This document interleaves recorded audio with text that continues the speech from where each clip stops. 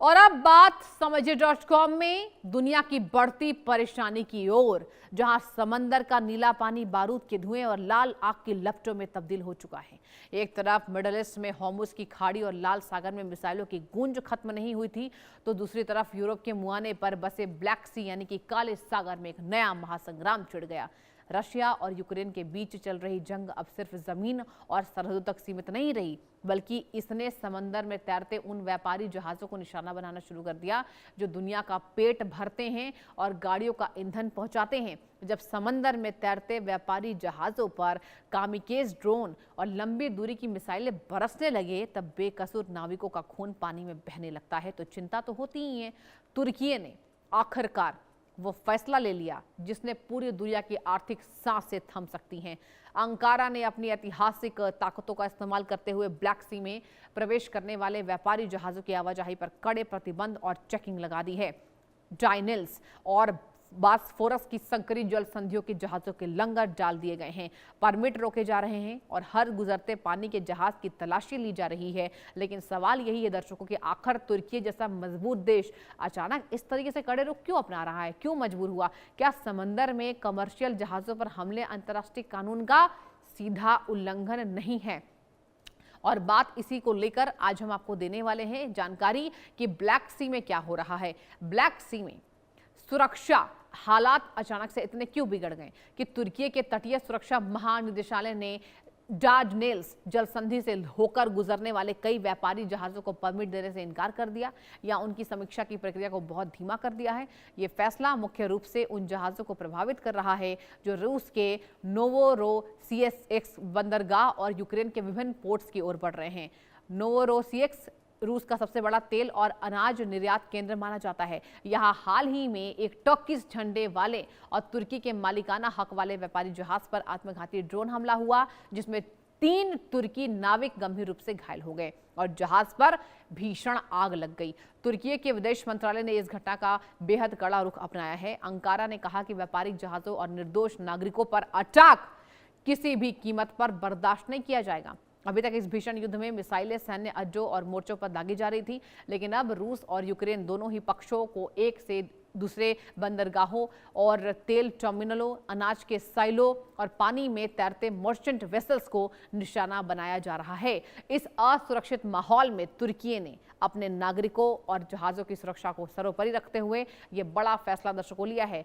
डार्डनेल्स और बास्फोरस जल संधियों में कई तेल टैंकर और मालवाहक जहाज कतार में खड़े हैं। आपको बताएं, एलियम ड्रीम नामक विशाल क्रूड ऑयल टैंकर को भी कई दिनों तक इंतजार के बाद ही आगे बढ़ने की इजाजत मिल सकी। तुर्की का कहना है कि जब तक दोनों देश व्यापारिक जहाजों पर हमले बंद करने का कोई लिखित या व्यवहारिक आश्वासन नहीं देते हैं, तब तक इस तरह की सख्त चेकिंग और ट्रैफिक नियंत्रण जारी रहेगा।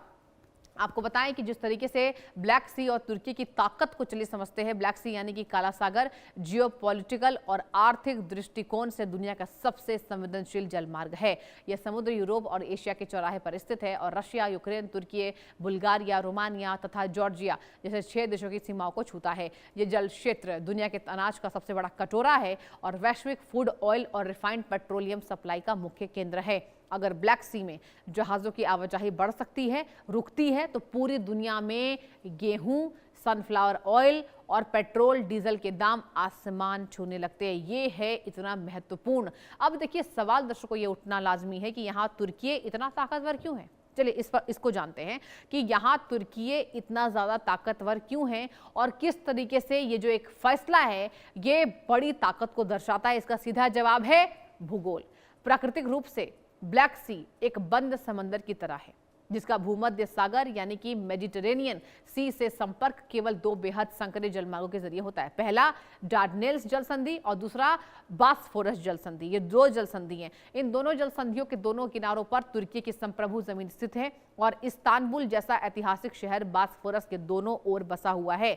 इस संकरे रास्तों को समुद्री भाषा में चौक पॉइंट कहा जाता है। जी हाँ, इसका अर्थ ये होता है कि अगर तुर्की चाहे तो इन संकरे मुआनों पर अपनी नौसेना तैनात करके पूरे ब्लैक सी के दरवाजे को ताला लगा सकता है। इतना ताकत रखता है।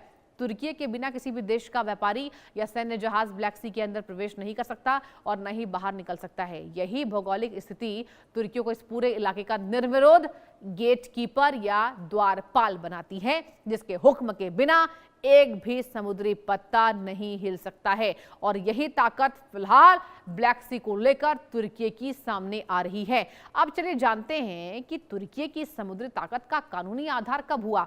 1936 की ओर चलते हैं, जहां स्विट्जरलैंड के मॉन्ट्रो शहर में हस्ताक्षरित एक ऐतिहासिक अंतर्राष्ट्रीय संधि में निहित होता है, जिसे मॉन्ट्रो कन्वेंशन कहते हैं।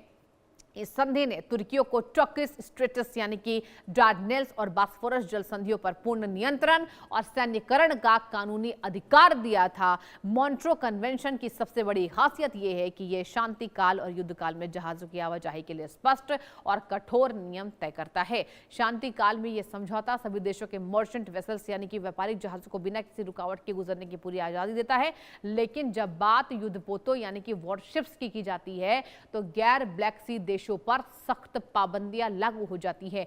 वे एक सीमा से अधिक वजनी या लंबे समय तक टिकने वाले युद्धपोत इस इलाके में नहीं भेज सकते हैं। जब फरवरी 2022 में रूस यूक्रेन युद्ध शुरू हुआ था, तब तुर्की ने तुरंत मॉन्ट्रो कन्वेंशन के अनुच्छेद 19 को एक्टिवेट कर दिया था। इसके तहत युद्धरत देशों यानी कि रशिया और यूक्रेन के युद्धपोतों के प्रवेश पर पूरी तरीके से रोक लगा दी गई थी। और इससे क्या हुआ दर्शकों, इससे अमेरिका और नेटो के भारी भरकम युद्धपोत भी ब्लैक सी में एंटर नहीं कर सके, जिससे एक बड़ा अंतर्राष्ट्रीय नौसैनिक टकराव टल गया। हालांकि सामान्य परिस्थितियों में मॉन्ट्रो कन्वेंशन व्यापारिक जहाजों को रोकने की अनुमति नहीं देता, लेकिन तुर्की ने इस बार सुरक्षा चिंताओं को तटीय सुरक्षा और नेविगेशनल खतरों का हवाला देते हुए स्थायी प्रतिबंध जो है वो लगा रही है। और यही बड़ी जानकारी है, जहां ब्लैक सी में पैदा हुआ यह नया समुद्री संकट कोई अकेली घटना नहीं है, बल्कि उस वैश्विक समुद्री आग का हिस्सा है जो पहले से ही मिडल ईस्ट के स्ट्रेट ऑफ हॉर्मुज में धधक रही है। स्ट्रेट ऑफ हॉर्मुज फारस की खाड़ी यानी कि पर्शियन गल्फ को ओमान की खाड़ी और अरब सागर से जोड़ता है।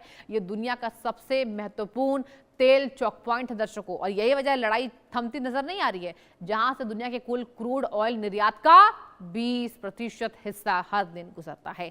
ईरान और पश्चिमी देशों के बीच बढ़ते तनाव, इजराइल हमास संघर्ष, अमेरिकी प्रतिबंधों के कारण हॉर्मुज की खाड़ी में लंबे समय से गतिरोध और असुरक्षा बनी हुई है। वहां आए दिन तेल टैंकर पर जब्त करने, ड्रोन अटैक, नौसैनिक चेकिंग की खबरें आती रहती है। और जब दुनिया के सबसे बड़े तेल सप्लायर मार्ग पर पहले से ही तनाव चरम पर हो, तो ऐसे समय में ब्लैक सी जैसे दूसरे बड़े ऊर्जा और अनाज मार्ग का बंद होना या बाधित होना पूरी दुनिया के लिए किसी बड़े दुआ सपन जैसा है। अब नोवोरोसियस पोर्ट और कैस्पियन पाइपलाइन कंटोरियम टर्मिनल से निकलने वाला रूसी और कुजाक क्रूड ऑयल दुनिया के रिफाइनरी उद्योग के लिए बेहद अहम है। अब हॉर्मुज से निकलने वाले टैंकरों पर खतरा होता है तो दुनिया की नजरें ब्लैक सी पर टिकती हैं, लेकिन अब ब्लैक सी में तुर्की के प्रतिबंधों और ड्रोन हमलों के कारण कच्चे तेल का शिपमेंट अटक गया है। और इसी दोहरे समुद्री संकट ने दुनिया भर के शिपिंग मार्केट, बीमा कंपनियों और ऊर्जा बाजारों में हड़कंप मचा दिया है। और ये पूरी जानकारी है। आपको अब बताते चले कि जिस तरीके से यहाँ ब्लैक सी में ही नहीं, अब स्ट्रेट ऑफ हॉर्मुज में भी तनाव बढ़ने वाला है। देखने वाली बात होगी कि आखिर स्थितियां कब सामान्य होती हैं। और समझिए.com में आज के लिए इतना ही। एक छोटे से ब्रेक के लिए रुक रहे हैं, जल्द हाजिर होंगे। देखते रहिए इंडिया न्यूज।